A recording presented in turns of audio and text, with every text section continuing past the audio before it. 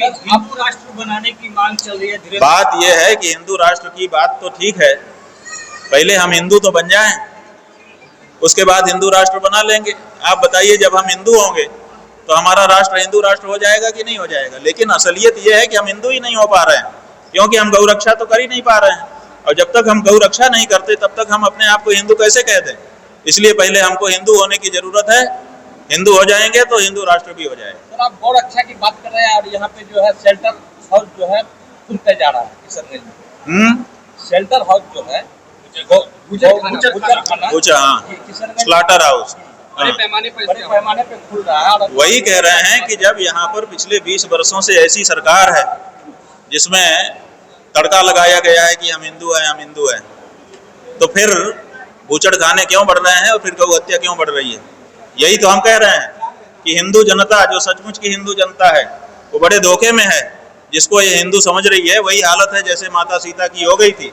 जिसको वो सन्यासी समझ रही थी वो रावण था, रेखा से बाहर निकल करके आ गई, पकड़ करके घसीट करके लेकर के चला गया।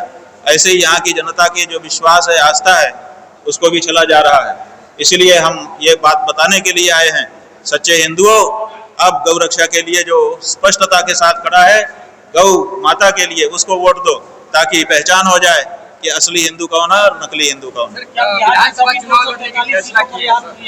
बात यह है कि बिहार की सभी विधानसभा क्षेत्रों में, लोग गौ मतदान का संकल्प ले रहे हैं। गौ मतदान का संकल्प ले रहे हैं कि हम गौ वाले प्रत्याशी को ही वोट देंगे। तो आप बताइए कि अगर वहां से कोई खड़ा नहीं होगा तो किसको वोट देंगे? क्योंकि कोई भी पार्टी, चाहे पक्ष की हो चाहे विपक्ष की हो, गौ माता के संदर्भ में खुल करके बोलने को तैयार नहीं है। वो चाहते हैं कि जैसे चलता है वैसे चलता रहे। तो ऐसे में गाय के लिए हर जगह प्रत्याशी अगर हम नहीं खड़ा करेंगे तो जिन लोगों ने गौ माता के लिए संकल्प लिया है वो किसको वोट देंगे?